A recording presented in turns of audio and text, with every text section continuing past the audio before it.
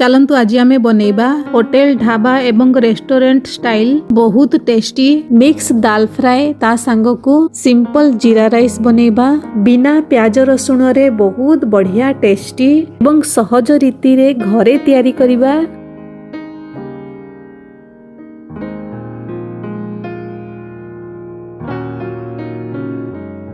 प्रथमे आमे मिक्स दाल फ्राए बनेबा। गोटे गिना मिक्स डाली को भल भावे 2-3 थर पानी रे धोई नेछि। एथिरे बुट डाली, हरड डाली, बिरी डाली, चोपा थिबा फाळ मुग डाली एवं गोटा मसूरी डाली मिक्स अछि। सबु डाली मु समान परिमाण रे नेछि। आपण निज हिसाब रे सबु डाली रो परिमाण को कम बेसी करी एडजस्ट करि परिबे एवं जेउ डाली आपण को पसंद नाही ताकू आपण स्किप कर देबे। एभली रेडीमेड मिक्स डाली भी आपण को मार्केट रे इजिली मिल जिवो। जदि आपन पाखरे समय अछि तेबे आपण एही मिक्स डाली को आधा घंटा किंबा 15 मिनिट डाली को पानी रे बतुरई तापरे एहा को प्रेशर कुकर रे सिजेबे तेबे कम सीटी रे डाली सिजी जिवो। किंतु जदि आपन पाखरे टाइम कम अछि तेबे एभली भाबे इंस्टेंट डाली को 2-3 थर पानी रे धोई करी तापरे कुकर रे अधिका सीटी दे डाली को सिजेबा को पड़िबो। आज मु डाली को बिना बतुरई इंस्टेंट कुकर रे अधिका सीटी दे सिजेई नेबी। डाली को 2-3 थर भल भाव पानी रे धोई करी कुकर रे देछि। वर्तमान डाली रे बेसी पानी दे सिजेइबा नाही। मु एठारे गोटे गिना डाली पई सेम सेही गिना रे 4 गिना पानी ऐड करछि। डाली भल भाव रे सिजी गला परे जेते बेले आमे डाली को छुंक किंबा तड़का लगेइबा सेही समय रे आपण निज हिसाब रे पानी कम बेसी करी ऐड करि नेबे।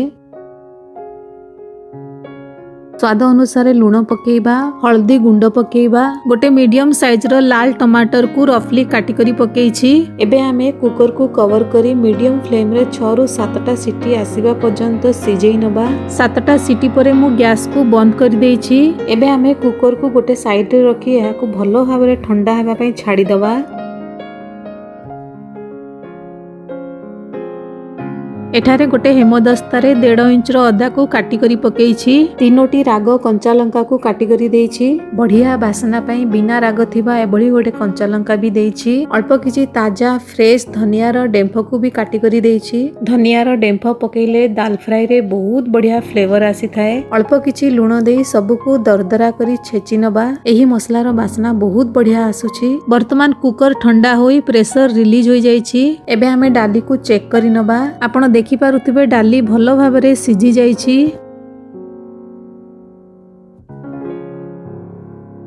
एबे हमें डाली पई तड़का किंबा छुंको लगेइबा। गैस ऑन करी कढ़ाई रे 2 चम्मच सोरिष तेल पकेइबा। आपण घी किंबा बटर भी व्यवहार करि परिबे। दाल फ्राई रे सोरिष तेल रो फ्लेवर बहुत बढ़िया आसी थाए। तेल गरम हैला परे गैस रो फ्लेम को कम करी एतरे गोटे चक्र फूल देइछि। 2टी बड़ अळैच को अल्प किछि छेची करी पकेइछि। 2टी तेजपत्र को खंड करी देइछि। तापरे गोटे चम्मच जीरा देई लो फ्लेम रे सब को एपट सेपट गोळी भाजी नबा। आधा छोट चम्मच हिंगु पकेई मिक्स करी जेउ अदा कंचा लंका धनिया रो डेंफ को आमे छेची करी रखिथिले ताकू मिसेई लो फ्लेम रे एपट सेपट गोली भाजी नबा। एबे मसला भला भाबरे भाजी होई जाईछि। एथिरु बहुत बढ़िया बासना आसुछि। एबे मु एथिरे 2टी मीडियम साइज रो लाल टमाटर को एभली छोट छोट काटी करी पकेइछि। टमाटर को मसला सहित भलो भाबे गोळेई नबा। टमाटर को जल्दी सिजिबा पई लूण भी पकेइबा। मने रखिबे डाली को बॉईल करिबा समय रे भी आमे लूण ऐड करथिले सेथि पई केवल टमाटर को नरम करिबा पई अल्प किछि लूण पकेइबा। अल्प किछि हळदी गुंड पकेइ भी मिक्स करिबा। एबे आमे एहा को कवर करी लो फ्लेम रे 4-5 मिनिट पर्यंत टमाटर भलो भाबरे मसला सहित मिक्स होई नरम हेबा पर्यंत कुक करिबा। 5 मिनिट परे आपण एठा देखि पारुथिबे टमाटर भलो भाबरे सिजी करी नरम होई जाईछि। एबे आमे एथिरे गोटे चम्मच धनिया गुंड पकेइबा। आधा चम्मच जीरा गुंड पकेइबा। आधा छोट चम्मच गोलमरीच को दरदरा छेची करी पकेइबा। आपण गोलमरीच गुंड भी पकेइ परिबे। गोटे छोट चम्मच कश्मीरी लाली लंका गुंड पकेइछि। तापरे आधा छोट चम्मच गरम मसला गुंड पकेइ सब को भलो भाबरे मिक्स करिबा। तापरे एहा को कवर करी लो फ्लेम रे 30-40 सेकंड पर्यंत कुक करिबा। वर्तमान टमाटर सहित सब मसला हमर भलो भाबरे कसी होई बहुत बढ़िया बासना आसुछि। एबे आमे एथिरे कुकर रे बॉईल करी रखिथिबा मिक्स डाली को पकई सबुकु थरे भलो भाबरे गोळेई नबा।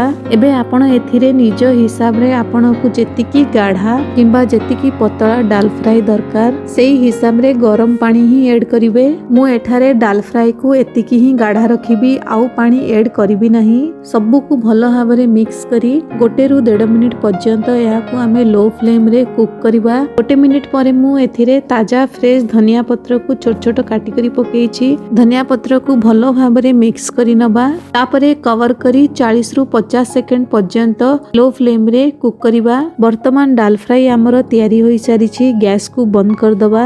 एबे आमे एही गरमा गरम डाल फ्राई को आहुरी टेस्टी बनेया पई एथिरे घियर गोटे बढ़िया छुंक किंबा तड़का दबा। गैस ऑन करी गोटे छुंक दिया किंबा तड़का पैन रे गोटे चमच घियो गरम करी एथिरे आधा छोट चमच जीरा पकेबा। 2टी लाली लंका भी पकेबा। अदा को भी एभली पतला पतला लंबा लंबा काटी करी पकेइछि। बिल्कुल लो फ्लेम रे एही सब को भाजी नबा। तापरे एथिरे 8 ରୁ 10टी भृसुंग पत्र भी पकेइछि। बढ़िया कलर आसीबा पई आधा छोट चमच कश्मीरी लाली लंका गुंड भी पकेइछि। छुंक दिया मिश्रण को आमे गरम गरम डाल फ्राई रे पकेई भलो भाबे मिक्स करी दबा। गोटे कंचा लंका को भी एभली काटी करी देइछि। मिक्स डाल फ्राई हमर रेडी अछि। चलंतु एबे आमे कुकर रे फटाफट जीरा राइस बनेबा। गैस ऑन करी कुकर रे गोटे चमच घियो पकेई एथिरे गोटे 1.5 इंच रो दालचीनी एवं गोटे तेजपत्र को पकेइछि। तापरे एथिरे गोटे चमच जीरा पकेई सबको भलो भाबरे मिक्स करी लो फ्लेम रे भाजीबा। गोटे कंचा लंका भी काटी पकेइछि। तापरे मु एठारे गोटे गिना बासुमती चावल को भलो भाबरे 2-3 थर पानी रे धोई करी कुकर रे देइछि।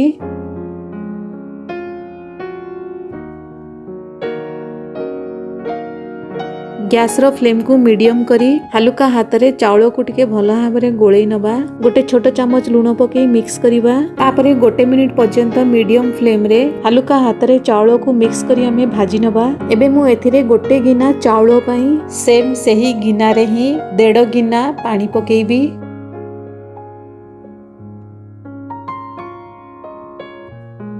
आधा छोट चमच गोलमरीच गुंड पकेइछि। लास्ट रे आधा लेंबूर रस चिपुड़ी करी पकेइछि। एबे आमे कुकर रो ढांकुणी देई मीडियम फ्लेम रे गोटे सीटी आसीबा पर्यंत कुक करिबा। गोटे सीटी परे मु एठारे गैस को बंद कर देइछि। एबे आमे कुकर को भलो भाबरे ठंडा हेबा को छाडी दबा। वर्तमान कुकर ठंडा हो जाइछि। ढांकुणी काढी नबा। आपण एठारे देखि पारुथुबे प्रेशर कुकर रे आमे फटाफट एवं केते बढ़िया खोला खोला जीरा राइस तयारी करि पाइले।